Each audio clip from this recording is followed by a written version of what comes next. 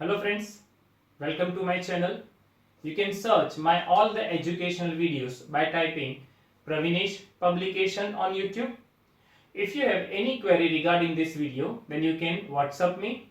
My WhatsApp number is 9016487991. I'll be very happy to solve your queries. Friends, watch my videos till end so you can understand all the concept. And if you like these videos, then please press the subscribe button which is given in the bottom corner, and do not forget to press the bell icon so you will get all the updates. Today I'll start Standard 9 Science chapter number 2 is Matter Around Us Pure part 2 from textbook. Topic 2.2.2 What is suspension? Non-homogeneous systems like those obtained by group C in activity 2.2 in which solids are dispersed in liquid are called suspensions. A suspension is a heterogeneous mixture in which the solid particles do not dissolve but remain suspended throughout the bulk of the medium. Particles of a suspension are visible to the naked eye. Friends, in activity 2.2, group C, they took mixtures of water and chalk powder or water and wheat flour, that is called suspension. Now let us understand the properties of a suspension. Properties of a suspension. Suspension is a heterogeneous mixture. The particle of a suspension can be seen by the naked eye. The particles of a suspension scatter a beam of light passing through it and make its path visible. The solid particles settle down when a suspension is left undisturbed. That is, a suspension is unstable. They can be separated from the mixture by the process of filtration. Friends, when you mix water and wheat flour, so initially when you stir it, they are all mixed together. But if you left undisturbed it, after some time, you can see that there are two separate layers in a solution, that is in a mixture. So water on the upper part and the wheat flour is at the bottom part. So we can say that suspensions are unstable. They can be separated with the help of filtration. Next topic, that is 2.2.3. What is a colloidal solution? The mixture obtained by group D in activity 2.2 is called a colloid or a colloidal solution. The particles of a colloid are uniformly spread throughout the solution. Due to the relatively smaller size of particles as compared to that of a suspension, the mixtures appears to be homogeneous. But actually, a colloidal solution is a heterogeneous mixture, for example, milk. Friends, in activity 2.2, group D, they took mixture of water and milk or a mixture of water and ink, which is known as colloidal solution. Actually, you can say that this mixtures, all the particles are evenly distributed. So you will say that there is a homogeneous mixture, but that is wrong. Colloidal solutions are heterogeneous mixtures. Because of the small size of colloidal particles, we cannot see them with the naked eyes, but these particles can easily scatter a beam of visible light as observed in activity 2.2. This scattering of a beam of light is called the Tyndall effect, after the name of the scientist who discovered this effect. Tyndall effect can also be observed when a fine beam of light enters a room through a small hole. This happens due to the scattering of light by the particles of dust and smoke in the air. Friends, on your screen, figure 2.3, A. Solution of copper sulfate does not show Tyndall effect, and B. Mixture of water and milk shows Tyndall effect. Here in the figure, A. Solution of copper sulfate and water, that is homogeneous mixture, so it do not show the Tyndall effect. While in figure B, it is a mixture of water and milk, which is a colloidal solution, and that is a heterogeneous mixture which shows the Tyndall effect. Tyndall effect can be observed when sunlight passes through the canopy of a dense forest. In the forest, mist contains tiny droplets of water which act as a particles of colloid dispersed in air. That you can see in figure 2.4. Now, properties of a colloid. A colloid is a heterogeneous mixture. The size of particles of a colloid is too small to be individually seen by the naked eyes. Colloids are big enough to scatter a beam of light passing through it and make its path visible.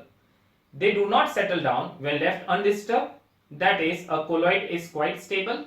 They cannot be separated from the mixture by the process of filtration, but a special technique of a separation known as centrifugation can be used to separate the colloidal particles. Friends, on your screen, This is a diagram of a centrifugation technique.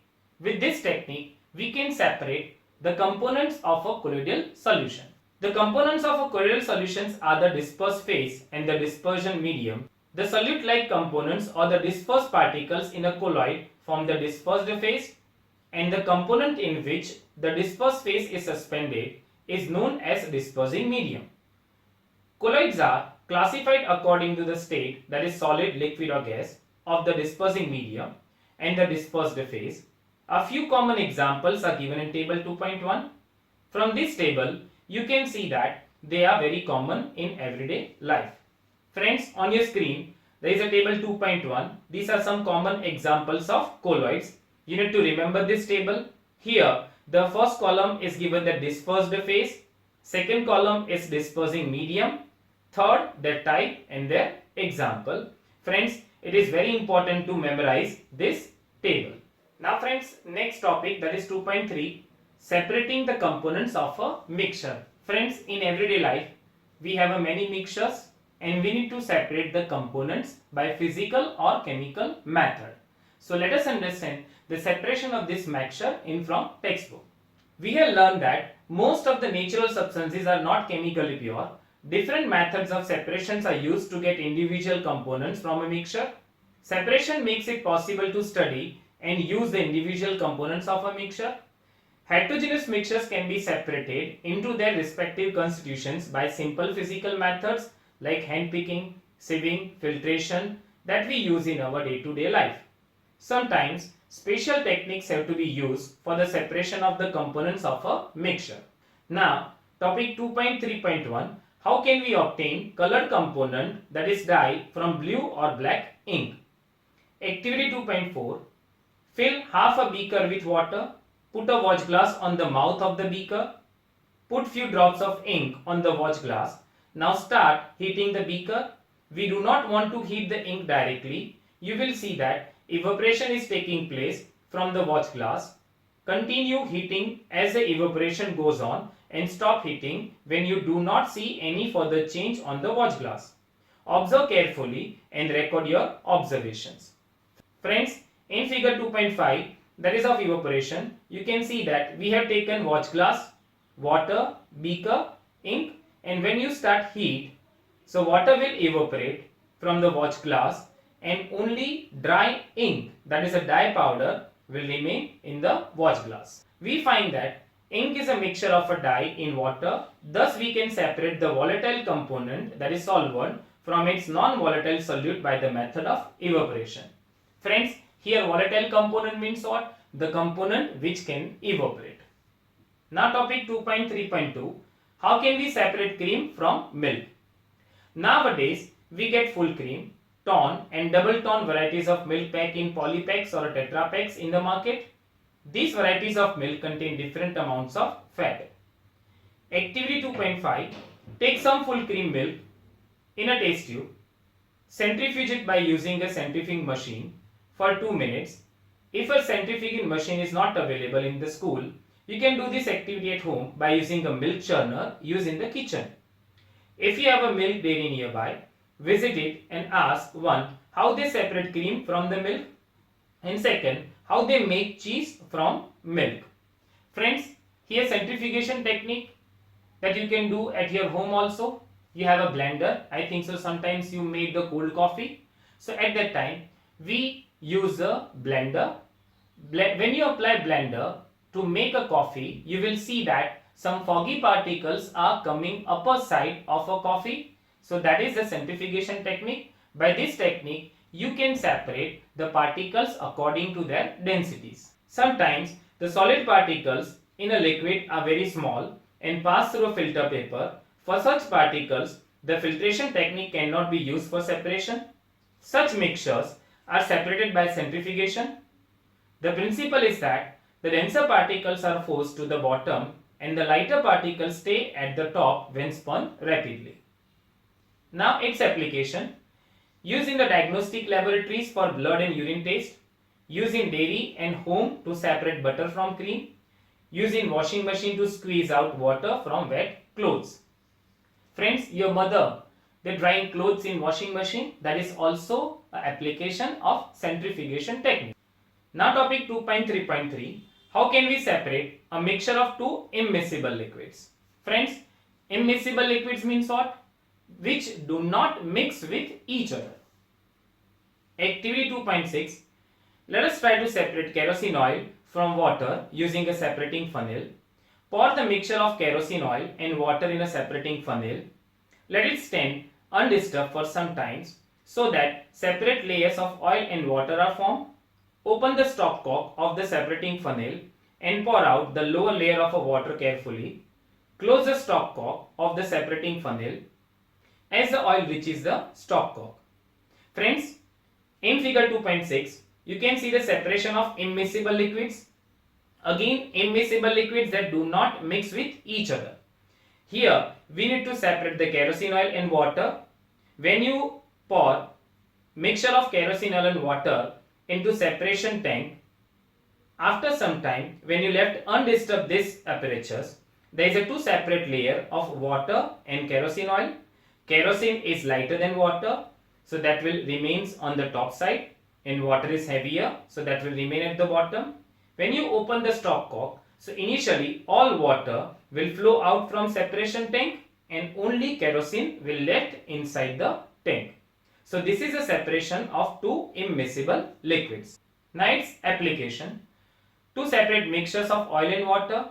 In the extraction of iron from its ore, the lighter slag is removed from the top by this method to leave the molten iron at the bottom in the furnace. The principle is that immiscible liquids separate out in the layers depending on their densities. Now topic 2.3.4. How can we separate a mixture of salt and ammonium chloride?